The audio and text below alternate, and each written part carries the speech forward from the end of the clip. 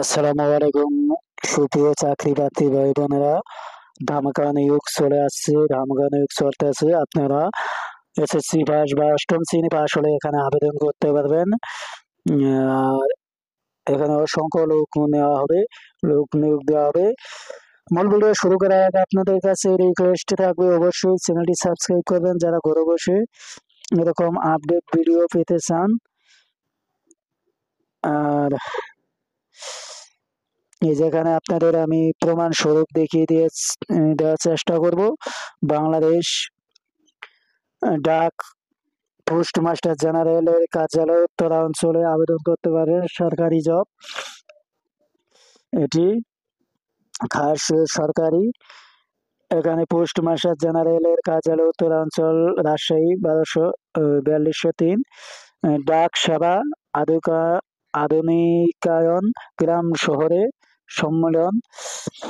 তারপরে এখানে দেখতে পাচ্ছেন তারিখ রাজশাহী 14 জানুয়ারি 2025 খ্রিস্টাব্দে প্রকাশ করা হয়েছে। ডাক অধিদপ্তরের অধীনস্থ পোস্ট মাস্টার জেনারেল কার্যালয়ে উত্তরাঞ্চলে রাজশাহীতে বাংলাদেশ পোস্ট অফিসে গেজেটে নন গেজেটে কর্মকর্তা ও কর্মচারী নিয়োগ বিধি মালা 2015, জনপ্রশাসন মন্ত্রণালয় কমনপদ নিয়োগ বিধিমালা 2000, এখানে 2019 নিম্নলিখিত পদসমূহে সরাসরি জনবল নিয়োগের লক্ষ্যে প্রণীত ভাষ্য সাপেক্ষে প্রকৃত বাংলাদেশের নাগরিকদের নিকট হতে অনলাইনে দরখাস্ত আহ্বান করা যাচ্ছে। এখানে যে টেলিটকের মাধ্যমে অনলাইনে আবেদন করতে পারবেন। ক্রমিক নং দেওয়া আছে, পদ সংখ্যা দেওয়া আছে, পদের নাম গ্রেড দেওয়া আছে এবং যে সকল জেলা অধিবাসীগণ আবেদন করতে পারবেন আপনাদের আমি একটু দেখিয়ে দিচ্ছি। যেখানে যে সকল জেলা অধিবাসীগণ, এই যে ডানে কর্নারে দেখতে পাচ্ছেন, আপনাদের আমি একটু মার্ক করে দেখিয়ে দিচ্ছি। যেখানে এখানটায় আপনারা দেখুন, এখানে দেখতে পাচ্ছেন পোস্ট মাস্টার জেনারেলের কার্যালয় উত্তরাঞ্চল রাজশাহী এর অধিভুক্ত কুড়িগ্রাম জেলা, রৌমারী ও চর রাজীবপুর উপজেলা এবং সিরাজগঞ্জের জেলা সোহালী উপজেলা ব্যতীত রাজশাহী এবং রংপুর বিভাগের সকল জেলা প্রার্থীগণ আবেদন করতে পারবেন। আমি আপনাদের পদের নাম একটু বলে দিচ্ছি। 1 নম্বরে 60 মধ্যে অক্ষরিক, পদ সংখ্যা 1টি, 14তম গ্রেড, যে কোনো বিশ্ববিদ্যালয় হতে স্নাতক পাস, 18 থেকে 32 বছর পর্যন্ত আবেদন করতে পারবেন। ইংরেজি কম্পিউটার জানা থাকতে হবে। উচ্চমান সহকারী 7 জন এবং যে কোনো বিশ্ববিদ্যালয়ের স্নাতক পাস বা ডিগ্রি পাস হলে আবেদন করতে পারবেন। কম্পিউটার জানা থাকতে হবে। ক্যাশিয়ার 1 জন এবং বেশিরভাগ পোস্ট নেবে পোস্টাল অপারেটর 15তম গ্রেড। এখানে আপনি ইন্টার পাস হলে আবেদন করতে পারবেন। 126 জন নেবে এখানে এটি। আর তারপরে পোস্টম্যান নেবে 42 জন। আপনাদের আমি 9 নম্বরে দেখে দিয়েছি, পোস্টম্যান 42 জন নেবে।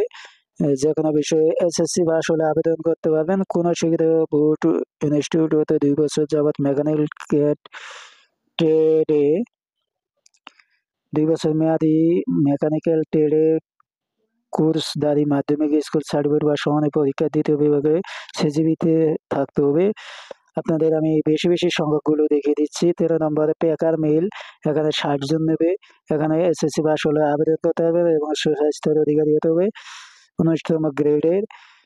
তারপরে এখানে আপনাদের আরেকটু দেখিয়ে দিচ্ছি, এই যে 81 জন নেবে রানার এবং নিরাপত্তা প্রহরী 9 জন। এখানে আপনি এসএসসি পাস হলে আবেদন করতে পারবেন এবং যারা পরিচ্ছন্নতা কর্মী আছেন তারা অষ্টম শ্রেণী হলে আবেদন করতে পারবেন এবং অফিস সহায়ক নেবে 20 জন। এখানে এসএসসি পাস হলে আবেদন করতে পারবেন। তারপরে আবেদনের শর্তাবলী দেওয়া আছে, আপনারা এখান থেকে সবকিছু দেখে দেখে আবেদন করবেন। আমি আর ভিডিওটি বেশি দৈর্ঘ্য করতে চাচ্ছি না। আপনাদের ফৌজদারি মামলা হলে যদি দণ্ডিত হয়ে থাকেন তাহলে আপনি এখানে আবেদন করতে পারবেন না, তবে দণ্ডিত প্রাপ্ত না হলে আবেদন করতে পারবেন। এক জেলার প্রার্থী অন্য জেলার হয়ে আবেদন করা যাবে না। তারা স্পষ্ট উল্লেখ করে দিয়েছে। তারপরে এখানে আবেদনের নিয়মাবলী আপনাদের আমি একটু বলে দিচ্ছি। এই যে এখানে দেখতে পাচ্ছেন, আপনি যদি পরীক্ষায় পাশ করতে পারেন তাহলে আপনাকে সকল সনদের ফটোকপি নিয়ে যাইতে হবে এবং নিয়োগের লক্ষ্যে অনুষ্ঠিত পরীক্ষায় অংশগ্রহণের জন্য কোনো টিএডিএ গ্রহণ করা হবে না। প্রার্থীকে অবশ্যই নাগরিক বাসিন্দা হতে হবে, জাতীয় পরিচয়পত্র এগুলো সব থাকতে হবে।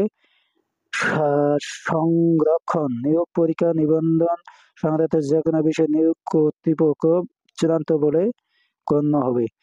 অনলাইনে আবেদন করার সময়সীমা 16/1 তারিখ থেকে 16/1/2025 সকাল 10 ঘটিকা থেকে শেষ হবে 5/2/2025।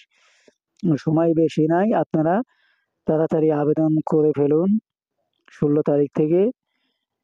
এবং আবেদনের টাকা আপনাদের আমি একটু বলে দিচ্ছি, অনেকে হয়তো বেশি নিতে পারে। 1 থেকে 8 নং পর্যন্ত 100 টাকা এবং টেলিটক চার্জ 12 টাকা 112 টাকা, 9 থেকে 18 পর্যন্ত 50 টাকা, টেলিটক চার্জ 6 টাকা 56 টাকা মোট যাবে এবং প্রতিবন্ধী এদের ক্ষেত্রে 56 টাকা দিয়ে আবেদন করতে হবে। আপনারা এর আবেদনে ফিস জমা না দেওয়া পর্যন্ত কোনো টাকা বা আপনাদের আবেদন গ্রহণ করা হবে না। অবশ্যই আপনাদের পরীক্ষা ফি দেওয়ার পরে আপনাদের আবেদন গ্রহণ করা হবে।